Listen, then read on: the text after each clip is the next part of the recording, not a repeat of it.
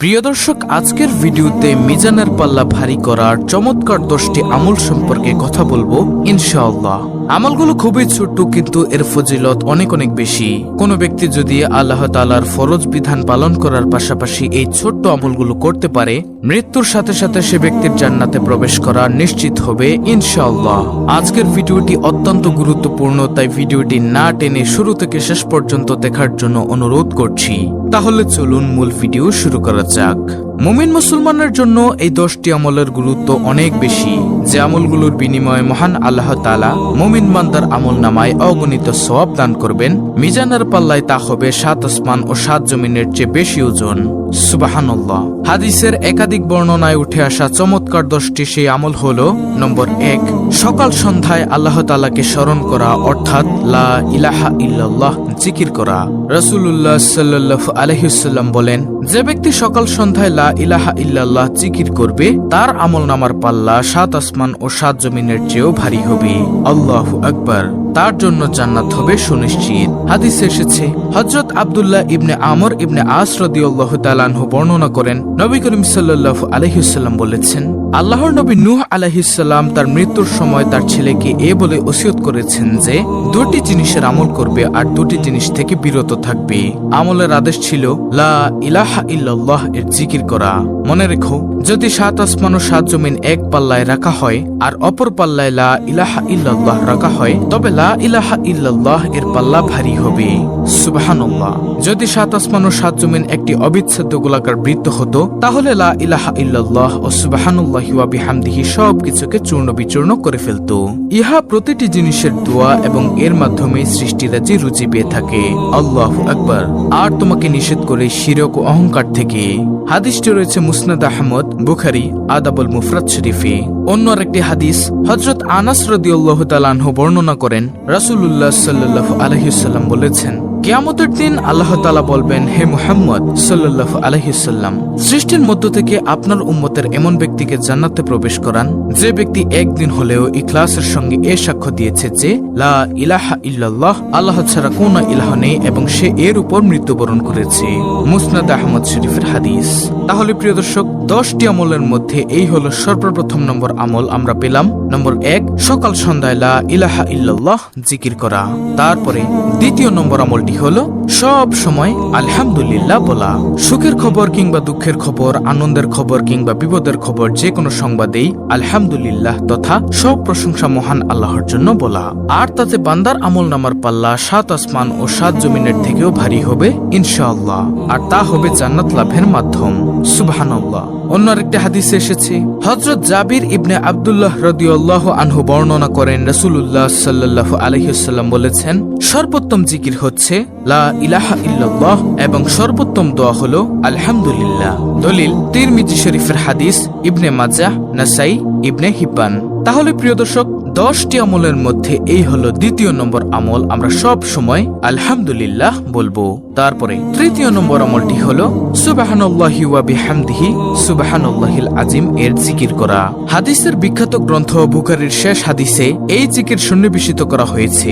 এই জিকিরের বর্ণনা হাদিস পাকে এভাবে তুলে ধরা হয়েছে যে, হযরত আবু হুরায়রা রাদিয়াল্লাহু তাআলা আনহু বর্ণনা করেন, রাসূলুল্লাহ সাল্লাল্লাহু আলাইহি ওয়াসাল্লাম বলেছেন, 2টি কালেমার বাণী রয়েছে যেগুলো দয়াময় আল্লাহর কাছে অতি প্রিয়, উচ্চারণে খুবই সহজ আর আমলের পাল্লায় অত্যন্ত ভারী।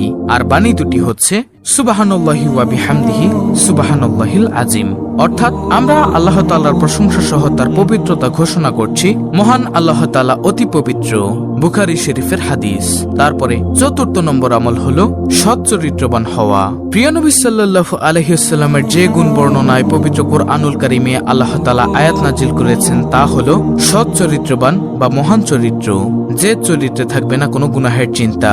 প্রিয় নবী সাল্লাল্লাহু আলাইহি ওয়াসাল্লামকে লক্ষ্য করে মহান আল্লাহ তাআলা ঘোষণা দেন, আর নিশ্চয়ই আপনি মহান চরিত্রের অধিকারী। কিয়ামতের ময়দানে এই উত্তম চরিত্রের লোকদের আমলনামা হবে 7 আসমান ও 7 জমিনের চেয়েও ভারী।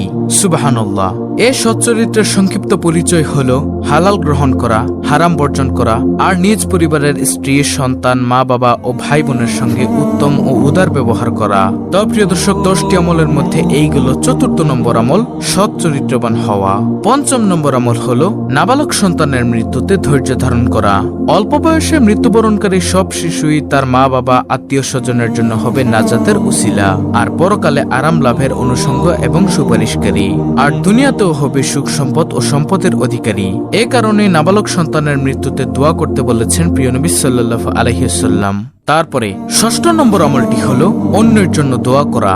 নিজের জন্য দোয়া করার পর যারা মুমিন মুসলমান নারী পুরুষের জন্য এভাবে দোয়া করে, আল্লাহুম্মা গফির লিল মুমিনিনা ওয়াল মুমিনাত। পবিত্র কোরআনুল কারীমে আল্লাহ তাআলা প্রিয় নবী সাল্লাল্লাহু আলাইহি ওয়াসাল্লামকেও মুমিন মুসলমানের জন্য দোয়া করতে এভাবে নির্দেশ দিয়েছেন, আস্তাগফিরুলি জামবিকা ওয়ালিল মুমিনিনা ওয়াল মুমিনাত। অর্থ, হে রাসূল, আপনি ক্ষমা প্রার্থনা করুন আপনার নিজের জন্য এবং মুমিন পুরুষ ও নারীদের জন্য। সূরা মুহাম্মদ আয়াত নম্বর 19। তারপরে 7ম নম্বর আমলটি হলো কেউ মারা গেলে জানাজায় অংশগ্রহণ করা। জানাজায় অংশগ্রহণে রয়েছে সওয়াব ও কল্যাণ। হাদিসের বর্ণনায় উঠে এসেছে, হযরত আবু হুরায়রা রাদিয়াল্লাহু তাআলা আনহু বর্ণনা করেন, নিশ্চয়ই রাসূলুল্লাহ সাল্লাল্লাহু আলাইহি ওয়াসাল্লাম বলেছেন, যে ব্যক্তি কোনো মৃত মুসলিম ব্যক্তির জানাজায় ঈমানের সঙ্গে সওয়াবের আশায় শরীক হয় এবং জানাজা ও দাফন পর্যন্ত থাকে, ওই ব্যক্তি 2 কেরাত নেকি পাবে। সুবহানাল্লাহ। আর প্রতি কেরাত নেকি হচ্ছে উহুদ পাহাড়ের সমান। আর যে ব্যক্তি জানাজা পরে দাফনের আগে ফিরে যাবে, সে 1 কেরাত নেকি নিয়ে বাড়ি ফিরবে। দলিল বুখারী শরীফের হাদিস, মুসলিম শরীফের হাদিস। তারপরে 8ম নম্বর আমলটি হচ্ছে সদকা করা, দান সদকা করা।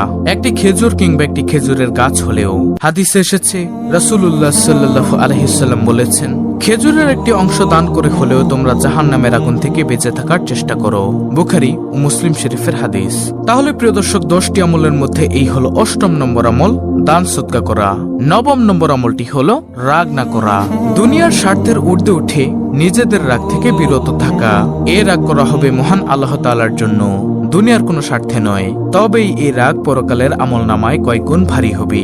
হাদিসে এসেছে, হযরত আবু হুরায়রা রাদিয়াল্লাহু তাআলা আনহু বর্ণনা করেন, এক ব্যক্তি রাসূলুল্লাহ সাল্লাল্লাহু আলাইহি ওয়াসাল্লামকে বলল, আমাকে কিছু উপদেশ দিন। তখন তিনি বললেন, অর্থাৎ রাসূলুল্লাহ সাল্লাল্লাহু আলাইহি ওয়াসাল্লাম বললেন, রাগ করো না। লোকটি বারবার রাসূলুল্লাহ সাল্লাল্লাহু আলাইহি ওয়াসাল্লামের কাছে উপদেশ চায়, আর রাসূলুল্লাহ সাল্লাল্লাহু আলাইহি ওয়াসাল্লাম বলেন, রাগ করো না। এই হাদিসটি রয়েছে বুখারী শরীফে।